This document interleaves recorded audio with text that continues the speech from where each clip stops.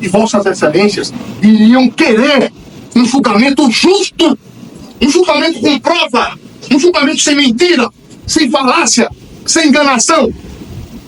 Vossas excelências iriam querer algo justo. Porque nós estamos aqui para ser justiceiros.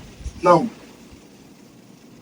O que é que a Bíblia Sagrada fala em Mateus 7, de 1 a 5?